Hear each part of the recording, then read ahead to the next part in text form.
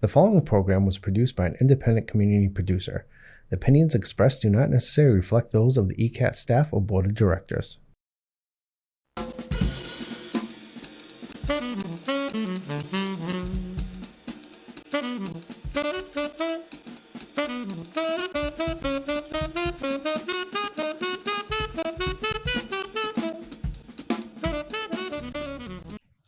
Good day, ladies and gentlemen, boys and girls, residents of Easton. This is Bill Ames, the co-host of the Film Connection.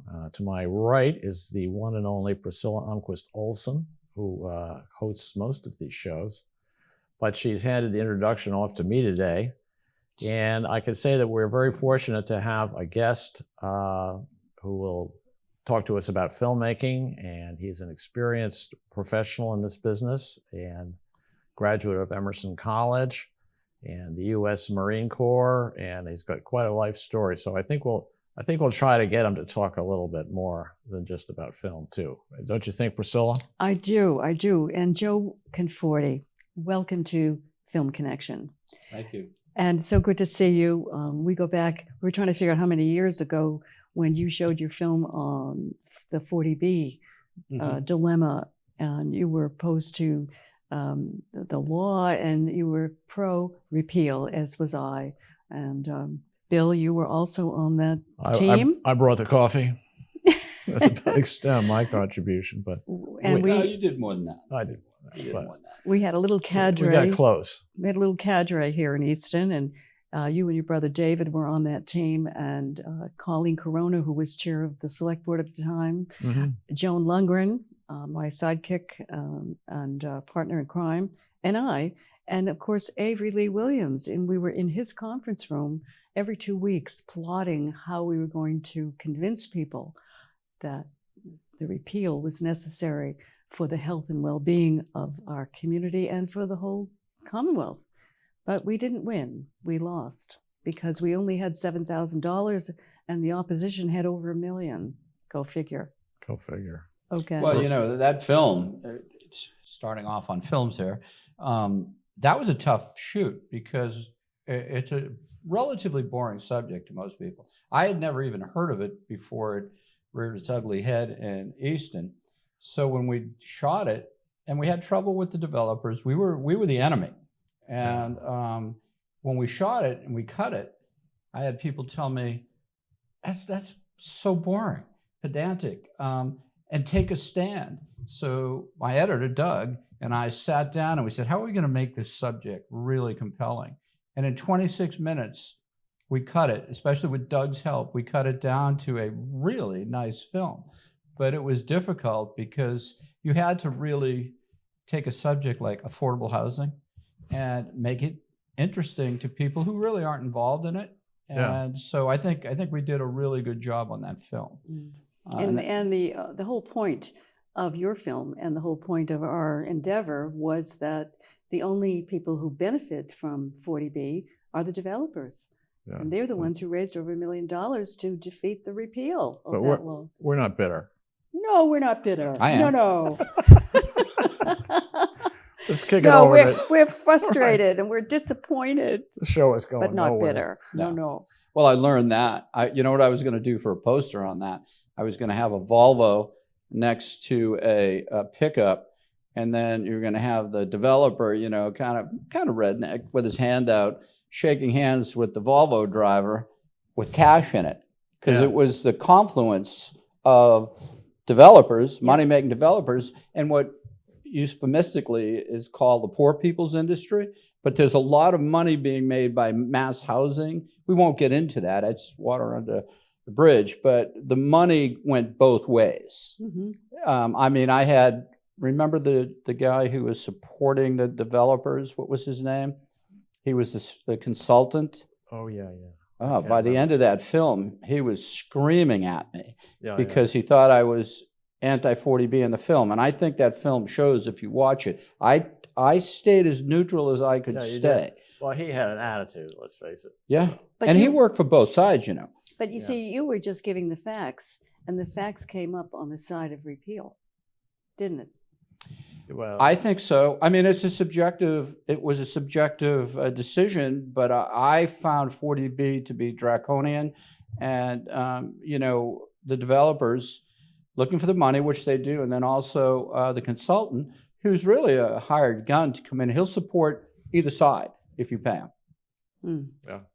So tell us, Joe Conforti, how did you get started in the film business? Does it go way back to childhood? I was always artistic. I could draw. I was a good cartoonist. I loved to write. I was a pretty good writer. And I was on Desert Storm, and the war lasted 4 days. Right. I mean, the buildup lasted a while, but the actual fighting lasted 4 days. So I was sitting in the desert with a buddy of mine. I said, I was in Vietnam, and I never wrote a novel. A lot of guys did. I'm going to write a novel. And he looked at me. He was a bright guy, talented. He goes, no, let's write a screenplay. And I said, I have no idea how to write a screenplay. So we got Sid Field's book sent to us, Screenplay, which is like the Bible. Yeah. And we wrote it. And months later, we got a call from Clint Eastwood's partner. He was a Marine, Fritz Maynes, great guy. I became very friendly with him over 20 years, and died a few years back. But he called me up and he said, hey, you guys wrote a cute little screenplay here. So we flew out to LA, thought we were going to be rich and famous, and I signed with Fritz's agent, as my buddy did. And then we waited and we learned the business. People can love your content, right? Love your writing, and it goes nowhere. There's a lot more to it than just producing a really nice script. Right. And the script was okay when I look back at it now, because I've written about 10 since then. But it was an okay script. It would have needed a big rewrite. Or they option it, right? They did. Pay a little check. Yeah, and so they keep the concept. The key is what they call the Right. high concept, right? The sort of four Right. sentences Right. that describe exactly what you're doing. And so the title, 19th Province, we called it, because that's what Hussein thought Kuwait was, his 19th province. So it wasn't a high concept title really, but it was close. And so anyway, we took some time on that, and we waited and waited. My buddy dropped off the radar. He just wasn't interested in writing screenplays anymore, but I wrote a bunch, optioned another one a few years later, and I realized, I'm not awful at this. And so I kept writing, and then went to film school at Emerson. I took some time off from the airline, and I used my VA, and they paid $80,000 plus to get me my degree in filmmaking, Masters of Arts. So, well, Joe, how did you write your screenplays? Did you use the index card method, where you I'm not that organized. Do it all on index cards first? No, I've read about it. I tried it. Each person has a different way of writing. I would sometimes use index cards just to kind of get a flow, but I write. I just sit down and write. And I think it was Epstein, one of the great screenwriters, did Casablanca. He and his brother. He said his first draft is his throw-up draft. He throws everything up on it. And that's kind of what I do. It makes it more difficult, because when you go back, you look and you see all the tangents. Well, there's impulsors and there's organized. Those are the two polarities. I'm an impulsor. Yeah. So what's great for that is this new chat AI system. Right. So you can literally go in and enter, not that I've done it, but I've read articles about it, where you enter a series of keywords Right. that all relate to what you're talking about. And literally a minute later, or 10 seconds later, you've got the first draft. Right. In terms of associations. Yeah, I've seen that. I've heard of novelists who've done that. In that regard, I think I'd call myself a Luddite. I love the writing process and producing it. In today's world, that might be passé down the road, but I'd prefer to write the script than have AI write it. It gives you like some material to start with, Yeah, so it'd be interesting to see what comes out of it. So you went to Emerson, and then I remember that. Tell us what happened that day on Boston Common. Didn't you have a little incident or something on the Boston Common? I did. That's what caused me to make the movie Floaters. Floaters. Yeah, okay. I had another movie in mind for my project at Emerson, and I'll tell you the incident very simply. I saw somebody getting beat up in the Common, a woman getting beat up by a bigger guy. And it turned out that, and I'm just using the words the police used. They told me, "Why did you do that? That was his crack whore, and they were having a private thing going on, and you should have never gotten involved." Crack whore? That's what he called her. And that was a big cop. And he said to me, "And by the way, next time you try to defend somebody that big," because the guy that was fighting was pretty big, he said, "just get a rock and go up behind him." Because I ended up getting hit pretty hard. Yeah. But it helped her. But I got a floater in my eye. And that that's a gave piece from of the metal? punch. Yeah. Yeah. Okay. And so those are awful when you get it at first. It drives you crazy. But it gave me the idea that all of the drug addicts, all of the dispossessed people in the common were floaters. They float from here to there. And I made, which I think was a really, really good movie. And I had trouble with Emerson over it. And this is what I mean about if the guy in the class in his 50s, the oldest guy in the class, people thought I was a professor there. If he's making the most cutting-edge movie, you got a problem. Because they said to me, they called me aside, they asked me, "How do you do this? Have you paid them?" They gave me a whole bunch of reasons why I couldn't do the movie. And I told them, when you interview a big company executive, did you buy them lunch? Yeah, well, yeah, we might buy them lunch. I said, so if I give a crack addict $20 to get something to eat, what's the difference? And they started to see the hypocrisy of their way, but it took me a while to get that approved. But so that's how I made Floaters. I was defending her against a young, big, tall guy, and got smacked in the face, but he got arrested. So how did the script go? I mean, who were you talking to people? On the I was common? talking to all of the dispossessed people I thought were interesting. Crack addict, another kid just out of jail who was a drug addict. These are the most compelling, interesting people I've ever interviewed in my life. An older black man whose son talks about his sons and daughters and why he wouldn't let them in the common. He had virtually no teeth, but he was brilliant. You know, his was one of the most compelling. So I look for interesting people, like in The Boys from Boston, my web channel. I don't care what they do. They could be a janitor, plumber, doesn't matter if they have a great story. Because we've all been bored by people who've done great things but can't tell the story. Plus, you can fix it in post-production. Yeah, You know, well, you can't fix boring. Well, you can. You might tighten it up a little. Somewhat boring. Oh. So you did that in Emerson, and then I know you've done a couple of other projects that are very interesting. Well, I did Abracadabra, which was a $500,000 budget. That was the first movie I did, which was great, a great little movie. So you raised the money. How did you raise the money? How do you go about raising money? Well, Fritz helped us from LA. He kind of closed the deal when they knew that Fritz Maines, Eastwood's former partner, was involved. So he actually closed the deal. But I had a partner who was a dentist, and I said he didn't do dental work, he did dentertainment. Because when he had people in that seat, wealthy, he would pitch a movie. Yeah. And so we got money through his dentertainment business. And so we raised about 400, and it ended up in post going to about 5. But it's a good movie. I wasn't happy with it, of course. But was it you're on a journey though, right? Well, yeah, it was great. And now I look back and realize that I was a little bit hard-headed, but I didn't like the way they messed with the script. And I totally disagreed with the director. So I learned something there, that in all of these projects, there's going to be artistic differences, and you better be able to maneuver your way through them or you're in trouble. Yeah. Yeah. So I was just trying to think of that. Oh, the project, I remember, where does the story start? You're in line at Staples buying something, right? Uh-huh. Wasn't that you? You talked to the guy next to you. It's something about Jewish war veterans. Oh, that's a movie I definitely want to talk about. I created so that was not Staples, that was Costco. Costco. Yeah, I'm sorry. I'm walking along the parking lot, and it's funny how these movies happen.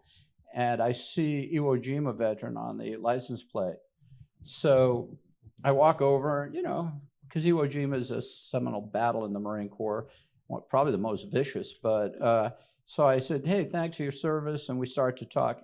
long story short, that turned into a documentary called Sammy's Story, In the Shadow of Suribachi. And it was really I didn't want to make another Iwo Jima movie. They're all over the place. There's no need for another Iwo Jima documentary, but this had a twist. He was Jewish, and Sammy Bernstein, and we talked a lot, interviewed him about the bullying he experienced in the Marine Corps and some of the great stories of how other Marines stood up for him. It's an absolutely wonderful story. It's the only movie I've ever made that when I show it, or I premiered it after the first one, I knew I would never have to worry about whether the audience liked it. There's never been an audience that, bored. It's a great movie. So it's called Sammy's Story. It's online. You can pick it up on YouTube. Just Google Sammy's Story. Is it a documentary? It's a documentary. It's Now, about 56 minutes long. But most of your films are documentaries, right? Yeah, I think they are. I did a college movie called Out of Alignment, which is a feature. It was like a training film. It's got its moments, but not a great film. But it's okay. So, but yeah, I like the documentary track. As a matter of fact, one professor wanted me to take it at Emerson rather than the feature, but I didn't do it because I thought, if I can do a good feature and learn about it, I know how to do a documentary. Just read a book. A documentary film, it doesn't take a lot of training to make a documentary. It takes a lot of training to know how to film and the technical end of that. But I didn't think that I needed to do 2 years on documentary. So did you film your documentaries, or did you hire somebody to do it? I hired and I filmed. When you're on a lower budget, you have to do most of it. So I did camera, I did editing, but I always got a professional editor. My buddy Doug, who really had no training in it, but just is naturally good at the technical. So we did a lot of things over 10 years. He got better and better. So now you get residuals, don't you, every time the Well, when I film? sold the documentary Sammy's Story, I sold it to a company out in California called Multicom Entertainment, and I just wanted to get rid of it. I wanted to move on to a next project. I didn't get a great deal, and they're seeing a lot of money from the film. I'm not seeing as much as I should have.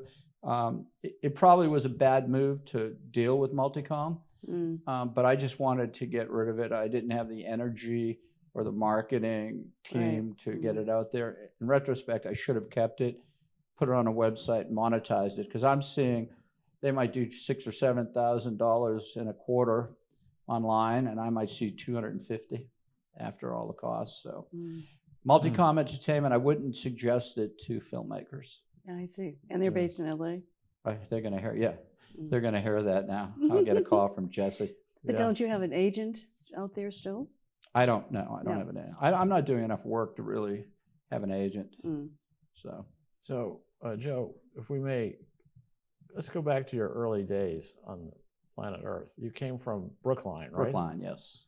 And as I recall, your was it your dad or your grandfather was in the entertainment business? No, my grandfather owned I think it was the biggest Italian restaurant in Boston in the North End. Yeah.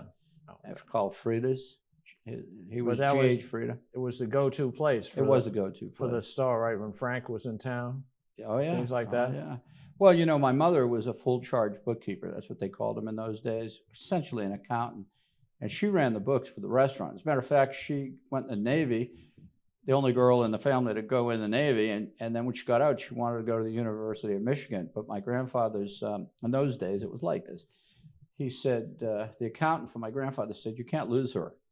She ran all the books, and they opened up an after-hour joint downstairs. And the after-hour joint paid for the home in Miami, because my grandfather had 3 homes. Yeah. And my mother ran the books for the after-hour joint. If you went in there at any time on a weekend or during the week, the chief of police would be there, police commissioner for Boston. The mayor would be there. Yeah. It was the go-to place, but she was a brilliant bookkeeper. So what's an after-hours place? Is that It's an illegal, like a speakeasy. Illegal, yeah. Yeah, basically it's a speakeasy. So it's a bar that stays open. The restaurant was closed, the bar upstairs was closed, but club. Yeah, and it bought a house. amongst other things. So she never got to the statute of limitations is good now, right? Right. Yeah, Now she we never can- got we to can the talk. University of Michigan then. What's that? She never got to Ann Arbor. No, she wanted to go, but my grandfather in those days, that's the way it was. He said, "You stay here." I think she was a pistol though. If she really wanted to go, she would have. But things were just different then for a woman. Right, I know. Yeah. So what has been the highlight of your career? If you were to pin down one moment or series of adventures, enterprises, what In all my life, or film? in film. Well, Film? we can take both. Well, the first one, aside from having my kids, I would say getting my wings in the Navy, Marine Corps, as a Marine pilot, my Navy wings. So that would be the highlight off the top of my head. In film, well, I never got an Oscar, so what would be my highlight? Working with Bill Ames. Do you remember working on the one we did? I shot 6 scenes. We raised $16,000 for In Plain View. That's when I Remember the told cop- that story about. I told some story about North End, right? Was that the one? No, where- that one is for the website. By the way, I want to pitch Boys from Boston, which is a series of oral history the interviews. North End, yeah. Yeah, this one we shot all over the place. It was about, we had really good actors. We had a guy named Noseworthy, forgetting his first name. We had Tom Kemp. Tom Camp. We had really top end. I went to New York and got some of the top actors, and we shot 6 scenes. It was called In Plain View. Shot really nicely, trying to raise money, of course. So you and I worked on that. So that was pretty much having such good actors and directing it, and for this time directing real actors and not bringing somebody in, a local guy. That was nice. That's the scenes up in the cemetery, right? We shot one scene in the cemetery. Correct. That was very interesting to me. You got us the cemetery. Yeah, I did. Yeah. So did I get in the credits for that, or? Well, we never got it made, but you would have been in the credits. You're in the credits in all the other films. Yeah. But I was really interested in that Plain View, the shooting up in the cemetery, because I got up close to see how these professional actors are so good at their craft. I mean, you see them on the screen, fine, but when you watch them filming, you really get a sense of their craft and how Tom Kemp just could do it one time after another, and kept his patience, all that sort of stuff. And you could see him sort of get in character. It separates when you see real professional actors at work. Immediately in the auditions, because a professional actor in an audition controls the audition. Most of them, I guess there's some talk about it. Some of the really top actors don't like to audition because it's a different animal. But most actors who are really professional, good, they control an audition. When you see people go in who have basic acting skills, and I include myself in that because I did hundreds of auditions when I was at Emerson. I got into SAG, the Actors Union. You go in there and you realize, I'm not very good at this. I have basic acting skills, but I don't have the skills like a pilot. You can be a basic pilot, but an airline pilot, you sit in the cockpit with an airline pilot, you watch it and you go, oh, man, this guy knows what he's doing. Yeah. It's the same thing with acting. If you're not trained and experienced, and you just think you're going to go in there and you're going to compete against well-trained actors, you got another thing coming. Yeah, I was reading, by fluke, I was reading Paul Newman's autobiography yesterday at the library and at the Yale Drama School. It was very interesting on that very point. The situations that they create for these acting students where they had to, just impromptu acting, really. And, a lot of famous actors were there. Like, we're not at Yale, but he was friends with Marlon Brando because they were all more or less the same age. But that was what they call method acting. Well, there's method, there's Meisner, there's all these different... What's method acting is? What's method I would have to think about it. I don't know if I remember. One is method, you just live it. You become it, like a Dustin Hoffman. Right. Method, would drive the non-method actors crazy. Yeah. I remember once he was in a film I read about, and it was with the great English actor, I'll think of his name in a minute, but he was driving everybody crazy because he wanted to do take after take. And, he became it. So when you talked to him, you thought you were talking to the character, and he was complaining and complaining. And this actor just looked at him, great British actor, said, "For God's sakes, Dustin, you're an actor. Just act." And that's the difference, really. Well, it's like they always said about Robert Mitchum. He just play Robert Mitchum. Yeah, he was so natural. It was never a false move or a awkward flat moment. No, he was great. He could look at a script. He had a photographic memory. I want to make sure I didn't say photogenic. He had a photographic memory, and he could look at a script 5 minutes before and memorize the script. Clint Eastwood, I can imagine Clint Eastwood getting into character. And look at Meryl Clint Streep. Eastwood could say more with his face than most actors could say with dialogue. He was like a one-take guy, right? Yeah, his movies, Fritz told me, because they grew up in Piedmont, California together, and Fritz told me that when he bought a script, he didn't change much of anything. He said, "I buy the script because I like the script." And unlike other directors, he would not change virtually anything. And he was two-take guy, that was it. Because who's the Boston actor? I'm so bad with actors' names.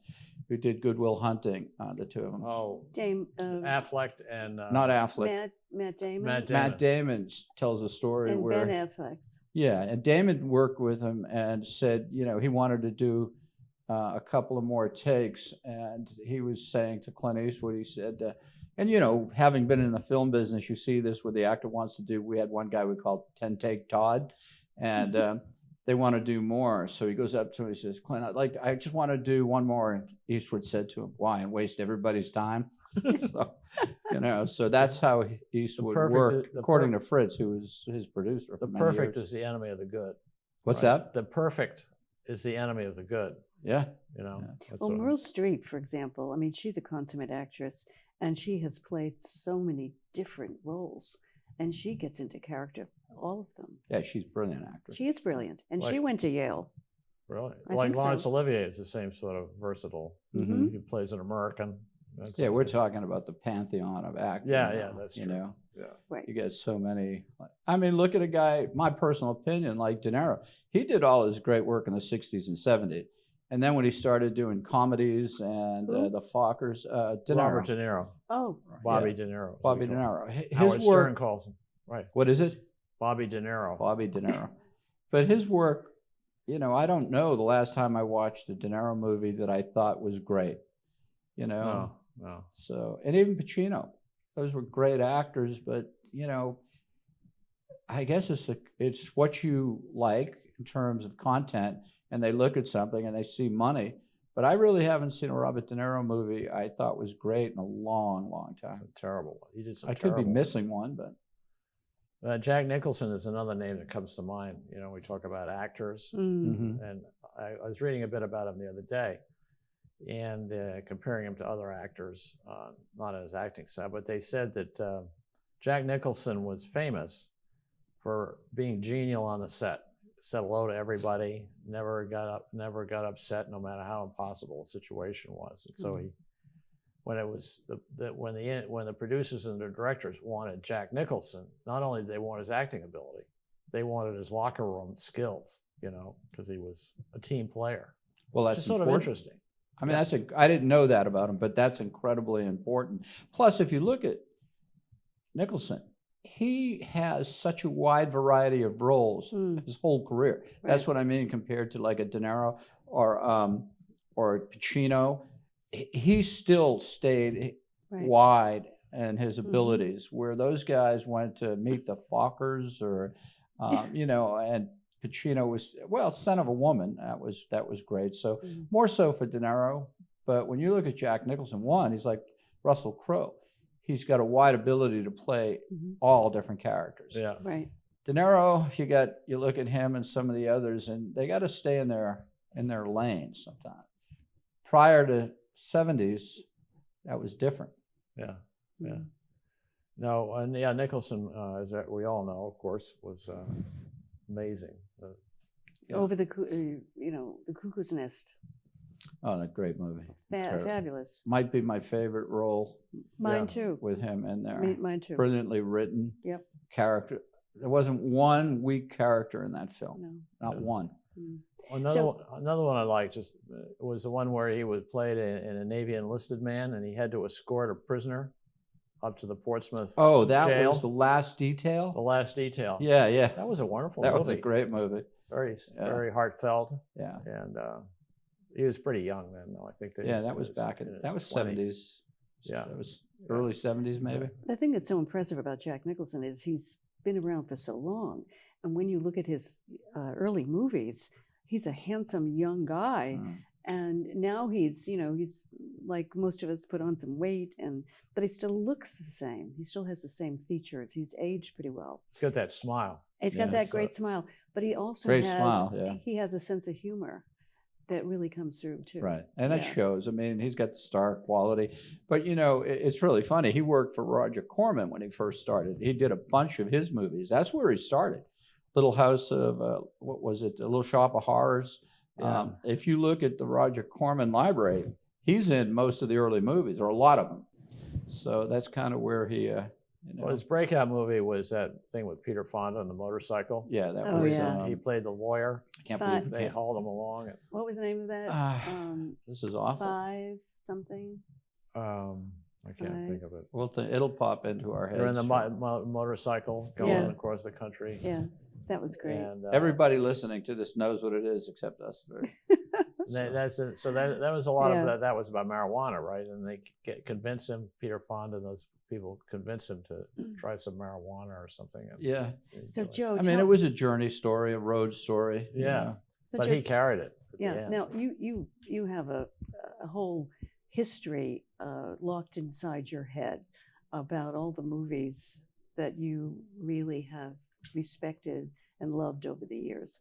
Tell me, what parts of those movies or what techniques have you adapted to your own films? Well, my favorite movie, I have a couple of favorite movies, and I think the ones that translate best to like helping you make a film. My all-time favorite movie is The Wizard of Oz. Really? And it's a brilliant journey story with 3 great characters, and they have a goal. Yeah. They've got to get to Oz, and then they've got to get the Wicked Witch's broomstick. Mm-hmm. And the characters are developed beautifully. It's a perfect 3-act journey story. First, you take them out of normal situation. Dorothy goes up in a tornado, and she ends up in a place that is totally alien to her. And then she gets in situations, each time the conflict rises and rises and rises until it looks like all is lost. It's the perfect movie. And then there's a turning point where she wins. At the end of the day, she gets what she needs, and then it looks like all is lost again when the balloon floats off, and she had the power to go all the time. If you're a screenwriter and you're going to teach anything, you couldn't find a more perfect movie to teach the elements of screenwriting. Yeah, and then Midnight Run is another one of my favorite movies that I think is a perfect movie to teach if you're an instructor, because it was with De Niro, and he was incredible in it. And then Charles Grodin. Yeah, yeah. And remember that movie where he's kind of a bounty hunter and he has to bring Grodin back because he stole money from the mob when he found out he was a mob accountant, and he's got like 24 hours to get him back to, I think it was New York. That's a brilliant. Again, the cast was unbelievable, and 2, it's a brilliant setup for there's a time lock. 24 hours, the bomb goes off. Those time lock films. So those are 2 off the top of my head that I really loved. So. And what documentaries have you done where you've incorporated some of the elements that you love, that you've learned from these movies? I think every documentary I've done, I've looked at Burns' stuff. I think Burns makes incredible documentaries. Not a big fan myself because his things are kind of pablum to me. We're talking about Ken Burns. Ken right? Burns, yeah. Did Civil War. And he's a brilliant filmmaker, but that's not a style. I like a gritty, more realistic type of documentary. He sanitizes a lot, and believe me, he's brilliant and he makes great films, but It's As a different, filmmaker, though. that's not the kind of film I'm interested in. Yeah. As a documentary, I'd rather go back to some of the old ones that I'm going to have to remember from film school that I watched. But some of the Titicut Follies, they banned that. And they shot it in Bridgewater State Prison. Yeah. And I think Weissman was his name. Frederick Weissman. Frederick Weissman. He just took a camera and basically stood around in Bridgewater Hospital, mental hospital, back in the day, the 60s, and just film. Fly on the wall, they call it, filmmaking. And that, to me, is brilliant. It was unbelievable what you were watching. So in film school, you could get into theoretical conversations, which drove me up a wall. Because you would write 30-page, 40-page academic papers. And, you know, in the academic world, they'll take 4 paragraphs to say what could be said in 2 sentences. Because it's like, look how smart I am. And it's like, you know, you could have said that in like half a paragraph. So when I went to film school and I was starting to look at all those things, you know, you start to develop your own little technique. Frederick Weissman with Titicut Follies, nice film. There was one with the brothers, Maisley, I think they were pronounced, I forget, but they made some great Salesmen. You know, these were 60s documentaries that were just cutting edge. Another good one they shot in the South where somebody was actually killed in the filming.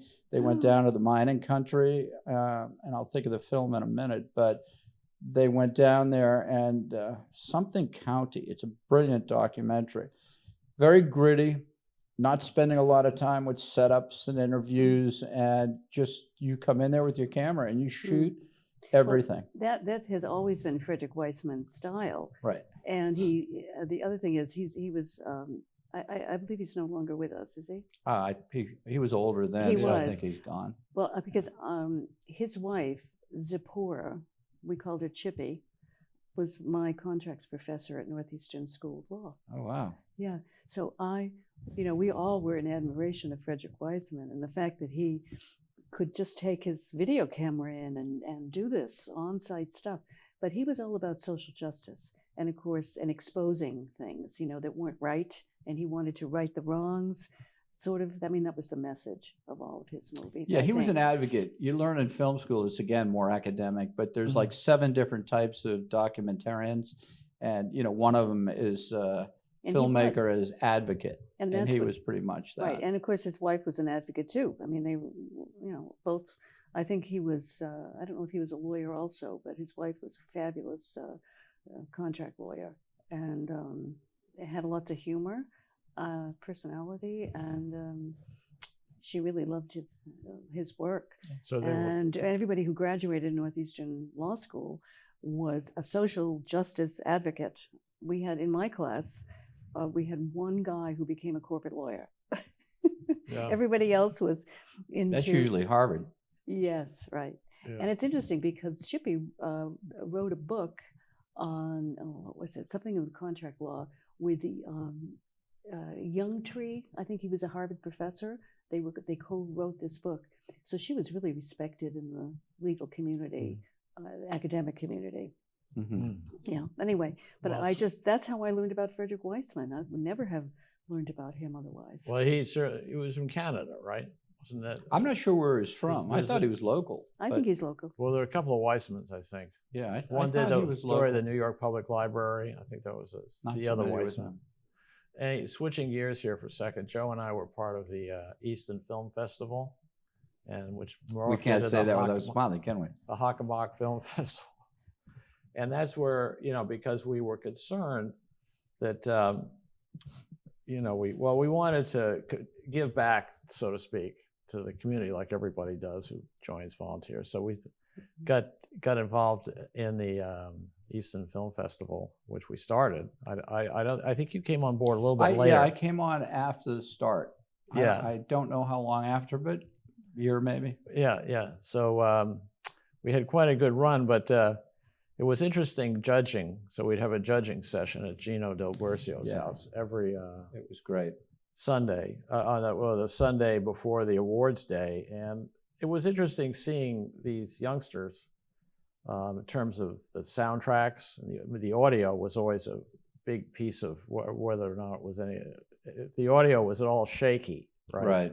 That was. forget. No, we learned a lot. And, we had different views. Remember, I went a little more for the technical, not being crazy about it, but you would get a film done by somebody that was beautiful. And then you'd get something that was nice. And then you'd get down to the guys and the girls who were just doing it for the fun of it. Well, they had to do it. And I got rid of those. Like, in my mind, those can just disappear, because the real competition was up here. You were pretty liberal about liking a lot of films, as I remember. Yeah. Remember we would argue? Yeah. And you'd say, well, this has got that. And it's like, so we gave it a fair shot. We had a point system. Everybody assigned a number of points to the lighting, to the plot.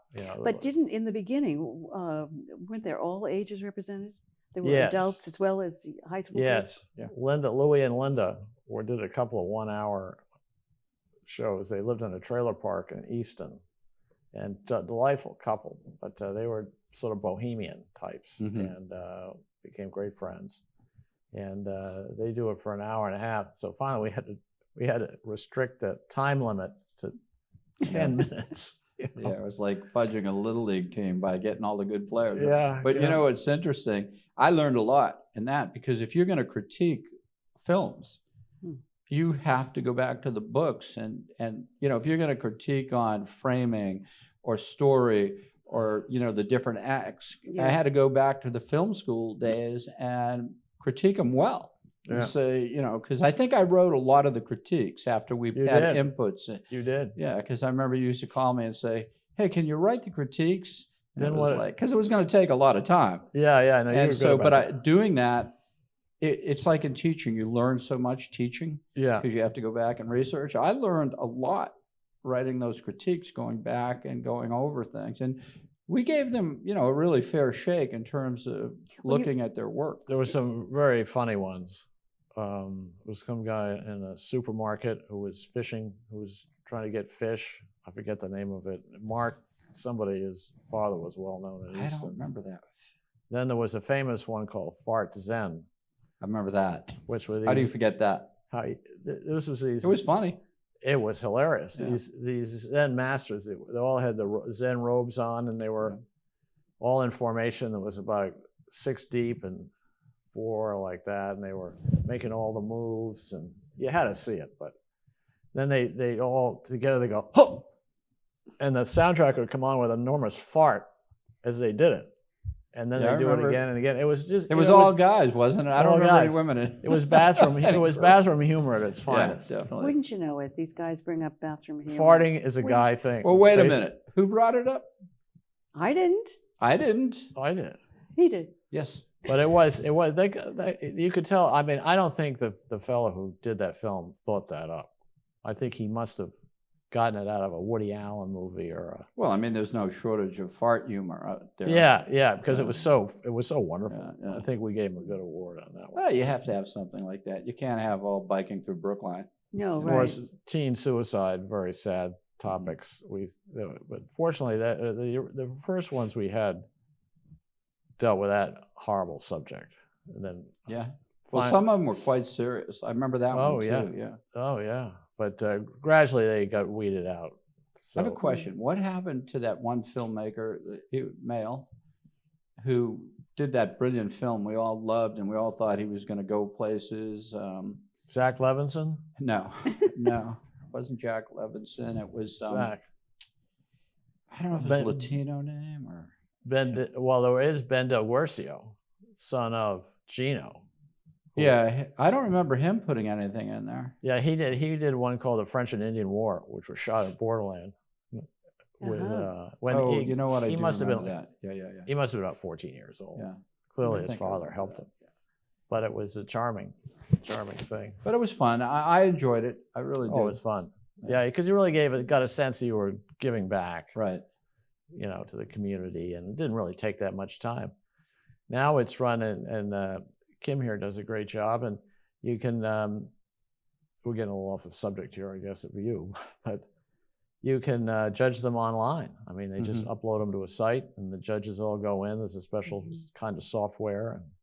This is great. Kim showed me the studio. From the days when we were doing it. Yeah. When it was nice. This is so much better. Even nicer. Yeah. A few good ones. Colleen Corona's son did it. And Mhm. I think he now works in the film industry in California. He is, right. He's out, Danny is out there in LA and doing well as Gino's son, Ben Del Gorgio. He was great. He shot some of our stuff for in Plainview, Gino's son. Yeah. It was beautiful footage. He was really talented. Yeah. So he's enjoying himself out there. My son is a film producer, also in LA. Oh, great. And COVID gave him a chance to write screenplays. Because, as a film producer, you spend your life reading scripts. So you really, just the experience of that, you got to know how to do it. And I think he writes his scripts the way you do. Impulse. Impulse, yes. He's an impulser. I think he is. I'm not sure, but I think he is. But he does a treatment first, and and then that treatment guides him. That's more or less a summary, as you know, right?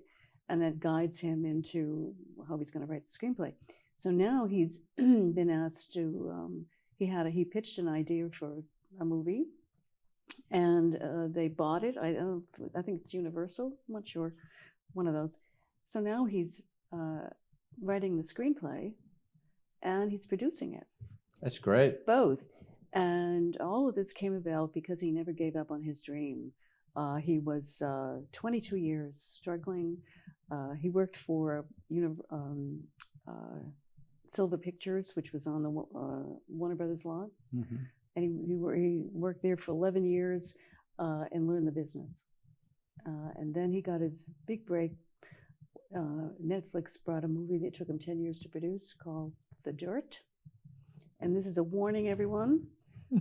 Do not have your underage kids looking at The Dirt, especially the first 5 minutes.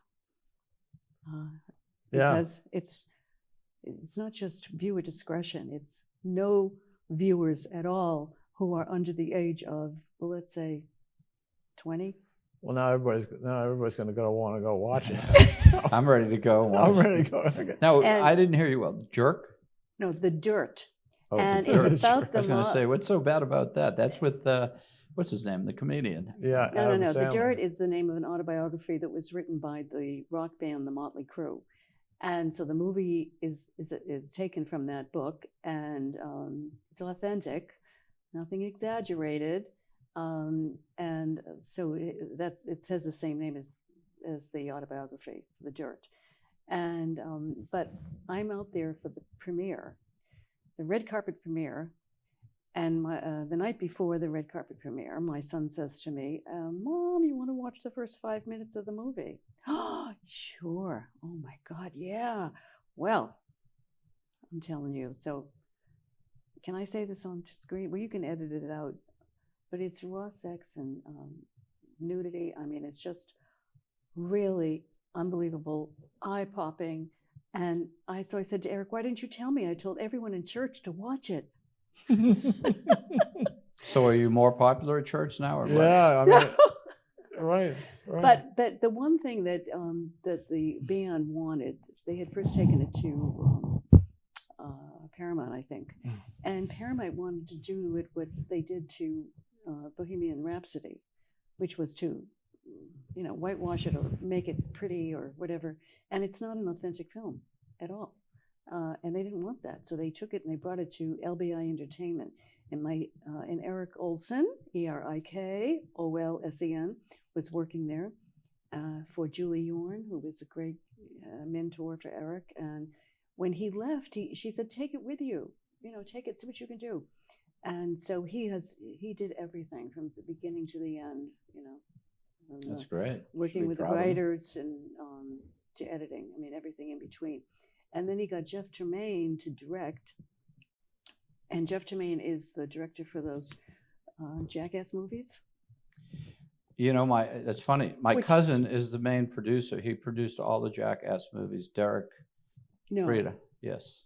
Oh my goodness! And when he showed the movie to his parents when they first came out, because he went to Johns Hopkins, they thought he was going to have this great career as a politician, so he has a great education. He ended up being the producer of Jackass.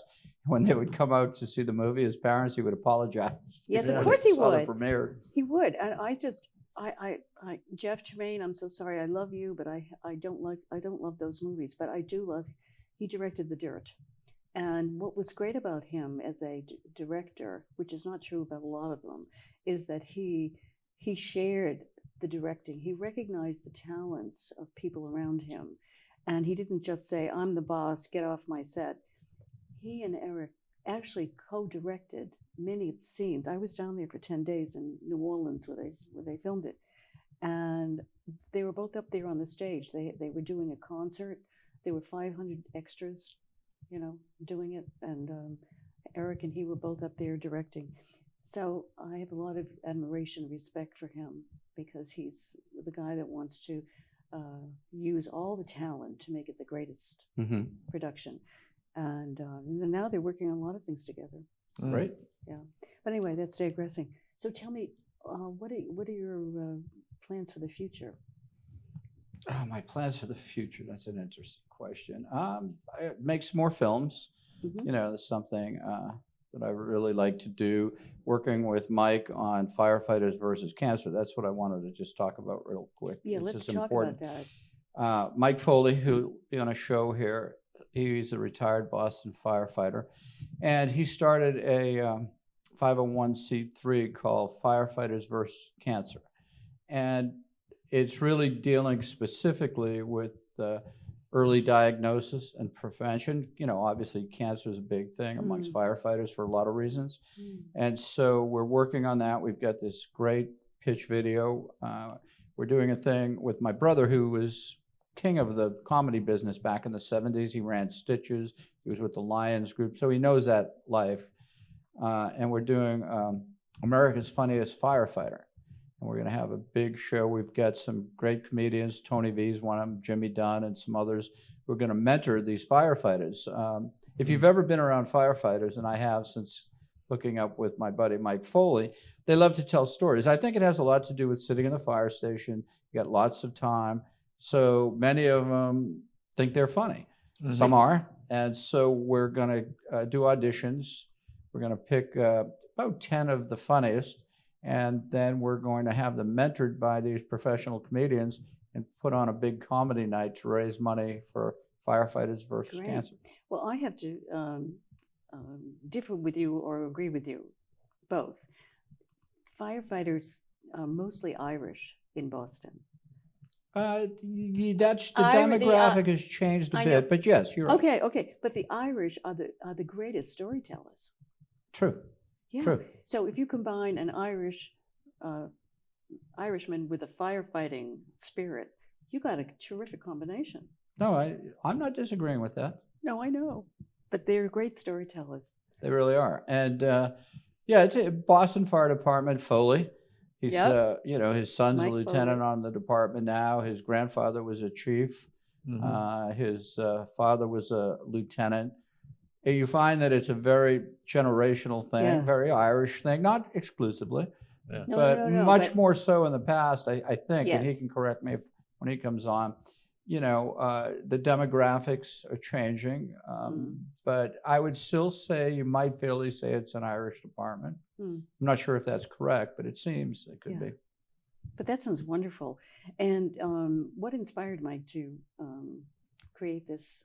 Well, I think when he comes on, he can explain better. But I'm guessing from knowing him that it was the amount of firefighters suffering from cancer, that motivated him to do this. And it's it's his passion, and he's highly qualified to do it.